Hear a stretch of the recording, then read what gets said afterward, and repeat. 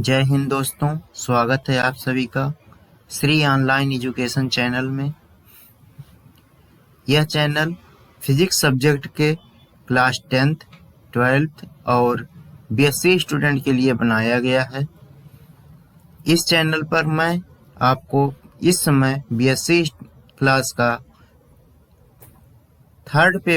Physics का third paper पढ़ा रहा हूँ, जिसमें आप जय हिंद दोस्तों, आज हम बात करेंगे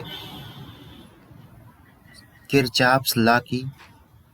किरचॉफ्स लॉ के बारे में डिस्कशन करने से पहले मैं आपको बता दूं कि हमने क्या क्या डिस्कस किया है। हम इस समय डिस्कस कर रहे हैं, पहले हमने डिस्कस किया रेजिस्टेंस के बारे में। 0 लेक्चर में हमने डिस्कस किया था सिलेबस के बारे में। फिर हमने रेजिस्टेंस के बारे में डिस्कस किया। फिर हमने कैपेसिटेंस के बारे में डिस्कस किया। फिर इसके बाद हमने डिस्कस किया था ईएमएफ, ब्रैकेट में लिख देता हूँ, इंड्यूस्ड ईएमएफ, फैराडेज लॉ।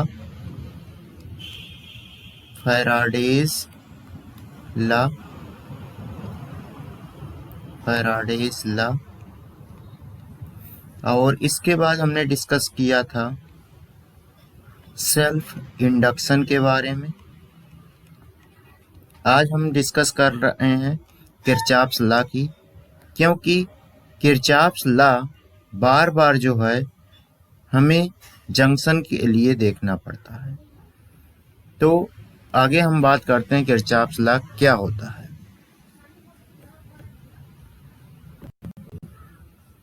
मान लीजिए यह हमारा एक सर्किट है, इस फिगर में आप देख सकते हैं, और इस सर्किट में एक वोल्टेज लगा है और कई सारे रेजिस्टेंस लगे हुए हैं, जिसके कारण सर्किट में करंट फ्लो हो रही है। अब अगर यहाँ पर देखें तो यहाँ पे सर्किट में करंट I फ्लो हो रही है, और यहाँ पर I2, यहाँ पर I1, I2, I3, I4, I5, I6 बहुत सारी करंट जो हैं फ्लो हो रही हैं।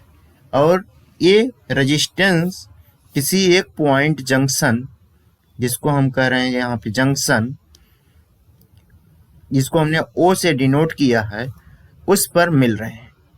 तो किरचॉफ्स का फर्स्ट लॉ, जिसे हम फर्स्ट लॉ या जंक्शन रूल के नाम से जानते हैं, बताता है कि यदि किसी सर्किट में इलेक्ट्रिक करंट का फ्लो हो रहा है तो उन सभी इलेक्ट्रिक करंट का सम जो किसी एक पॉइंट पे मिल रही हों का सम जो है वह 0 होता है। कहने का मतलब है यहाँ पर जंक्शन पर बहुत सारी करंट मिल रही हैं, तो जंक्शन की ओर आने वाले और जंक्शन से दूर जाने वाले सभी करंट का सम जो है वह 0 होगा। यहाँ पर देखिए एक करंट और एक करंट, जिसको हम I4, I5, I6, I3 कह रहे हैं, एक जंक्शन से दूर जा रही है, और I1 और I2 जंक्शन की ओर आ रही है। तो अगर हम इस फिगर के अकॉर्डिंग लिखें तो किरचॉफ्स लॉ कहता है कि समेशन ऑफ I यानी टोटल का करंट का sum on a point of a junction उस इक्वल टू 0, या सिंपल लैंग्वेज में हम कहें तो I1 प्लस I2, ये दोनों जंक्शन की ओर आ रही हैं, इसलिए ऐड हो गया दोनों प्लस साइन के साथ। जंक्शन से दूर I3 जा रही है तो निगेटिव साइन होगा, माइनस I3। I4 भी दूर जा रही है तो माइनस I4, I5 भी दूर जा रही है तो माइनस I5, 6 भी दूर जा रही है तो इसलिए माइनस I6। ये जो है किसके इक्वल होगा? 0 के इक्वल होगा। तो यहां से हमको देखने के लिए मिलता है कि I1 plus I2 equal to I3 plus I4 plus I5 plus I6। उसी तरह इस फिगर में आप देख सकते हैं कि जंक्शन की ओर आने वाली करंट जो है वो I1 है और I2, और जंक्शन से दूर जाने वाली करंट I3, I4 और I5 है। इसलिए हमने यहाँ पे लिखा, क्या लिख सकते हैं हम, I1 plus I2 minus I3 minus I4 minus I5 equal to 0, या I1 plus I2 equal to I3 plus I4 plus I5। इस प्रकार हमको यह देखने को मिलता है कि जंक्शन की ओर आने वाली सभी करंट का सम जंक्शन से दूर जाने वाली सभी करंट के सम के इक्वल होता है। अब अगर हम इस इक्वेशन को, जो हम यहाँ पे लिख रहे हैं, इस इक्वेशन को दोनों साइड को जो है हम t से मल्टीप्लाई कर दें, t से मल्टीप्लाई कर दें तो हमको क्या मिलेगा, हमको मिलेगा I1t प्लस I2t इक्वल होगा I3t plus I4t plus I5t। t means time, यहाँ पर टाइम से इंटू करने पर हमको I1t, I2t, I3t, I4t और I5t मिला। अब हम जानते हैं कि Q इक्वल टू IT होता है, तो I1t की जो वैल्यू है वह बराबर होगी Q1 के, I2t बराबर हो जाएगा Q2 के, और I3t बराबर हो जाएगा Q3 के, I4t बराबर हो जाएगा Q4 के, I5t बराबर हो जाएगा Q5 के। तो इस प्रकार हमको यह देखने को मिलता है कि जंक्शन की ओर आने वाले सभी चार्ज का सम जंक्शन से दूर जाने वाले चार्ज के सम के इक्वल है। अब यहाँ पर चूंकि चार्ज जो है पहले जितना है, यानी जंक्शन की ओर आने वाला चार्ज जितना है, इसको अगर हम कहें Q, तो जंक्शन की ओर से दूर जाने वाला चार्ज जो है वो भी Q ही है। इसलिए किरचॉफ्स लॉ सिंपल भाषा में अगर हम कहें, सिंपल स्टेटमेंट में, तो कंजर्वेशन ऑफ चार्ज का स्टेटमेंट है, कंजर्वेशन ऑफ चार्ज का स्टेटमेंट है। अब आगे हम बात करेंगे किरचॉफ्स सेकंड लॉ की। तो किरचॉफ्स सेकंड लॉ के बारे में जानने से पहले हम आपको ये बता दें कि किरचॉफ्स सेकंड लॉ को एक और नाम से जाना जाता है, जिसको कहते हैं वोल्टेज लॉ, वोल्टेज लॉ और लूप लॉ। यह बताता है कि the sum algebraic sum of the change in potential around any closed resistance loop is 0. That is mean sum of voltage across the potential equal to sum of voltage across the resistance, this equal to 0.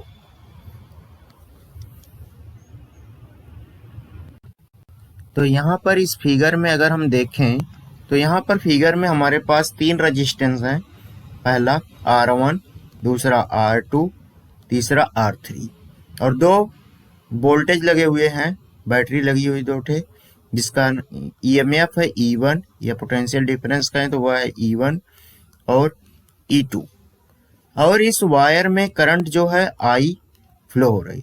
तो Kirchhoff's का second law कहता है कि I R1 plus I R2 plus I R3 का जो सम होगा वह इस सर्किट में लगे वोल्टेज के सम के इक्वल होगा, यानी E1 प्लस E2, और ये सभी सम जो हैं वह 0 के इक्वल होंगे, यानी total sum of the change in potential around the closed resistance loop is 0, या delta V equal to delta I R equal to 0 होगा। आगे हम यहाँ पर देखेंगे कुछ नोट्स लिखे हुए हैं। पहला नोट्स में पॉइंट क्या बताता, पहला point, when we go in the direction of current delta V equal to I R across a resistance R is taken negative. कहने का मतलब है कि अगर हम करंट की डायरेक्शन में चलें तो जो वोल्टेज रेजिस्टेंस के अक्रॉस होगा वह निगेटिव होगा। कहने का मतलब है यहाँ पे सर्किट में हमारा वोल्टेज है E1, तो E1 से आगे चल रहे हैं, I1 जो है वह R1 में फ्लो हो रही है, तो ये हो जाएगा E1 माइनस I R1। पुनः E2 में फ्लो हो रही है, तो यहाँ पे हम माइनस लिखेंगे I R2। R3 में भी वही करंट जा रही है, तो minus I R3 equal to, आगे चलिए यहाँ पे आइए, यहाँ पे E2 में वोल्टेज अपोजिट है, तो अपोजिट वोल्टेज के लिए क्या कहा जा रहा है, पॉइंट 3 में देखिएगा, when we go through a cell of EMF E from negative terminal यानी lower potential to the positive terminal higher potential we are going up and delta V equal to positive. यानी अगर हम negative terminal से positive terminal की ओर जा रहे हैं तो हम वोल्टेज को पॉजिटिव लेंगे, और अगर हम पॉजिटिव टर्मिनल से निगेटिव टर्मिनल की ओर जा रहे हैं तो वोल्टेज को निगेटिव लेंगे। यहाँ देखिए ये 2 पॉइंट। तो इस सर्किट में हम देखें तो क्या देखने को मिलता है, इस सर्किट में यहाँ पे हम पॉजिटिव टर्मिनल से निगेटिव टर्मिनल की ओर जा रहे हैं, इसलिए E2 की वैल्यू हम माइनस E2 लेंगे, और इन सब का जैसा कि अलजेब्रिक सम 0 होना चाहिए, तो E1 minus I1 IR1 minus IR2 minus IR3 minus E2 equal to 0, और E1 minus E2 equal to IR1 plus IR2 plus IR3। तो यहाँ से हमको ये देखने को मिला कि वोल्टेज अगर पॉजिटिव टर्मिनल से निगेटिव टर्मिनल की ओर लिया जा रहा है तो वोल्टेज की वैल्यू हम निगेटिव लेंगे, और जैसा कि पहले वाले में देखें, यहाँ अगर यही करंट आगे बढ़े इस सर्किट में, यहाँ पे I भी फ्लो, तो यहाँ पर निगेटिव टर्मिनल से हम पॉजिटिव टर्मिनल की ओर जा रहे थे, इसलिए E1 की वैल्यू जो है वह पॉजिटिव ली गई यहाँ पे। तो ये था summary of the Kirchhoff's law. आगे देखिए एक सर्किट के लिए, इस सर्किट में हमारे पास रेजिस्टेंस R1, R2 और R3 हैं, R1, R2 और R3 हैं, तथा इस सर्किट में लगा हुआ जो EMF है वह E1 और E2 है। अब अगर हम सर्किट में फ्लो होने वाली करंट की बात करें तो पास 1 में जो है लूप 1 में I1 करंट फ्लो हो रही है रेजिस्टेंस R1 से, I2 करंट फ्लो जो हो रही है रेजिस्टेंस R2 से, और रेजिस्टेंस R3 से sum of the I1 and I2 flow हो रही है। तो अगर इस सर्किट के लिए हम किरचॉफ्स लॉ लगाएं पास 1 के लिए या लूप 1 के लिए, फर्स्ट लूप, तो यहाँ पर हम लिखेंगे I1 करंट जो है वह लूप 1 में जो है R1 से पास हो रही है, तो I1। अब हम बात कर रहे हैं लूप 1 में at point A towards B, यानी हम A से B डायरेक्शन में चल रहे हैं। तो यहाँ पर हमको क्या मिल रहा है, यहाँ पर हमारे पास एक करंट है I2 और यह रेजिस्टेंस R2 से जो है पास हो रही है। तो हम करंट की डायरेक्शन के अपोजिट चल रहे हैं, इसलिए हम लिखेंगे प्लस I2R2। कहाँ से? यहाँ से। इस पार्ट 1 के लिए when we go in the direction of current delta V across a resistance R is taken negative. When we go in the against of current delta V, that is means IR, taken positive। तो यहाँ पर देखिएगा, हम यहाँ पे current के against चल रहे हैं, इसलिए इसको हम पॉजिटिव लिखे। अब पॉइंट बी से पुनः पॉइंट ए की ओर I1 करंट की डायरेक्शन में हम चल रहे हैं, तो चूंकि हम रेजिस्टेंस में फ्लो होने वाली करंट के अपोजिट चल रहे हैं, इसलिए हम लिखेंगे माइनस I1 R1। अब हम वोल्टेज की बात करें तो यहाँ पर हमारे पास पहला जो बैटरी लगी हुई है वह है E2, और E2 बैटरी में हम पॉजिटिव टर्मिनल से निगेटिव टर्मिनल की ओर चल रहे हैं, इसलिए हम लिखेंगे माइनस E2। और आगे हम चलें तो हम यहाँ पर बैटरी 1 के पास निगेटिव टर्मिनल से पॉजिटिव टर्मिनल की ओर चल रहे हैं, इसलिए हम लिखेंगे प्लस E1। और टोटल सम ऑफ वोल्टेज जो है वह 0 होना चाहिए, इसलिए हम लिखेंगे इक्वल टू 0। ये हो गया हमारे पास लूप 1 का इक्वेशन। इसी तरह हम लूप 2 की बात करेंगे। लूप 2 में हम पॉइंट ए से पॉइंट बी की ओर चलेंगे, से पॉइंट बी की पर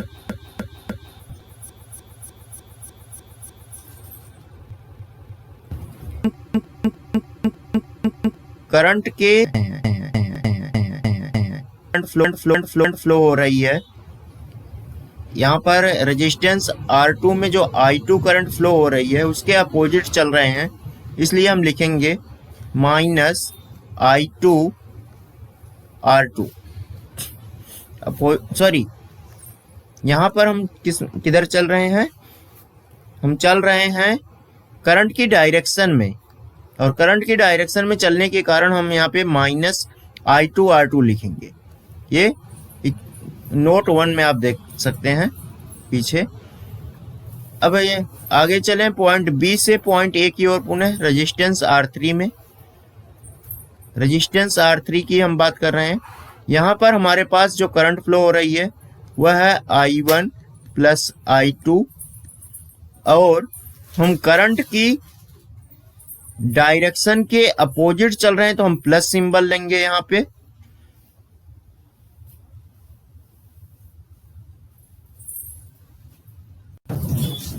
लूप 2 में पॉइंट ए से I1 I2 की डायरेक्शन में हम चलेंगे।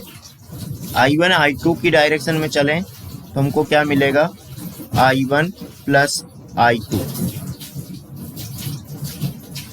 और R3 है रेजिस्टेंस, तो I1 प्लस I2 R3। अब चूंकि हम यहाँ पर करंट के फ्लो होने की डायरेक्शन में चल रहे हैं, तो हमारा पॉइंट जो है 1 का होता है point 1। When we go in the direction of current delta V across the resistance R is taken negative। तो यहाँ से हम हम लिखेंगे इसको निगेटिव साइन के साथ, प्लस करते हैं। यहाँ से आइए आगे, यहाँ पर हमारे पास वोल्टेज है E2, और हम निगेटिव टर्मिनल से पॉजिटिव टर्मिनल की ओर जा रहे हैं, तो इसको प्लस रखेंगे, तो प्लस E2 हो जाएगा। माइनस यहाँ पर हमारे पास जो करंट है हम करंट के फ्लो होने की डायरेक्शन में चल रहे हैं, इसलिए हम लिखेंगे इसको माइनस I2 करंट है और R2 रेजिस्टेंस, तो I2 R2, और टोटल वोल्टेज का सम जो है वह 0 होगा, इक्वल टू 0। तो यहाँ पर हमने दो इक्वेशन फ्लो प्राप्त किया।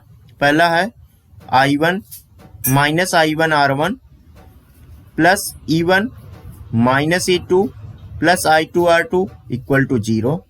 दूसरा है minus I2 R2 plus E2 minus I1R plus I2R3 equal to 0। अब एक सिंपल सी बात करते हैं हम सेकंड लॉ के बारे में। सेकंड लॉ जो होता है, सम ऑफ द वोल्टेज होता है, sum of the voltage in the loop, sum of the voltage in the loop should be 0। अब अगर हम यहां से बात करें, वोल्टेज को हम लिखते हैं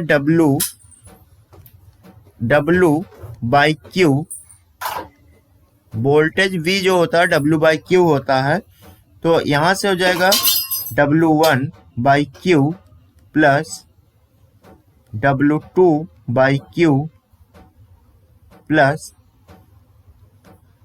W3 by Q3 equal to 0। अब यहां से हम कहें W क्या है, W है पोटेंशियल एनर्जी, पोटेंशियल एनर्जी। तो इस प्रकार हम देखते हैं कि किसी सर्किट में जो एनर्जी का टोटल सम होता है वह कंजर्व रहता है। तो किरचॉफ्स का सेकंड लॉ जो है वह जो है कंजर्वेशन ऑफ एनर्जी का स्टेटमेंट है। किरचॉफ्स का second law conservation of energy का स्टेटमेंट है। आगे हमारे पास एक न्यूमेरिकल है। इस न्यूमेरिकल में जो है हम देख रहे हैं कि न्यूमेरिकल में एक सर्किट दिया हुआ है और इस सर्किट में जो है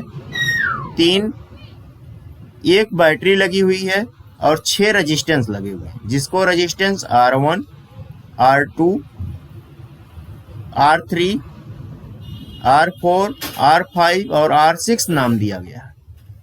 रेजिस्टेंस R1 की जो वैल्यू दी गई है वह है 15 ओम, R2 की 10 ओम, R3 की 20 ओम, R4 की 5 ओम, R5 की 2 ओम 25 ओम, R6 की 30 ओम और वोल्टेज जो है वह 15 वोल्ट है। इस फिगर में कहा जा रहा है कि what is the current in ampere, जो यहाँ पर इस सर्किट में करंट फ्लो होगी I, उसकी वैल्यू एम्पियर में क्या होगी। तो इस सर्किट को हम इस तरह से डिजाइन कर सकते हैं सिंप्लीफिकेशन रूप में, जिसको हमने यहाँ पे ड्रा किया है। तो इस सर्किट में आप देख सकते हैं एक लूप हमारा 1 है, जिसके लिए हम बात कर रहे हैं इस लूप में फ्लो होने वाली करंट। तो रेजिस्टेंस R3 में जो है वह I1 करंट फ्लो हो रही है, रेजिस्टेंस 4 में भी I1 करंट फ्लो हो रही है और रेजिस्टेंस 5 में जो है वह भी उसमें भी I1 करंट फ्लो हो रही है। तो रेजिस्टेंस 1 के लिए हम इक्वेशन लिखें तो हम क्या लिखेंगे, हम लिखेंगे इसके लिए I2 R3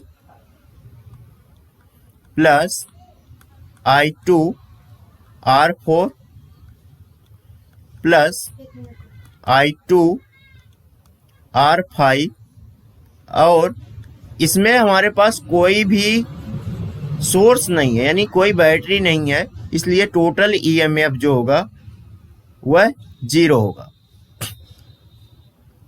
और यहाँ पर देखिए इस पॉइंट पर हम चल रहे हैं, जब इस पॉइंट से ऊपर जाने पे हमारे पास I2 करंट फ्लो हो रही है, उसके अपोजिट चल रहे हैं हम। तो यहाँ पर हम इसको जो है माइनस कर सकते हैं इसमें से, I2 R2 इक्वल टू 0।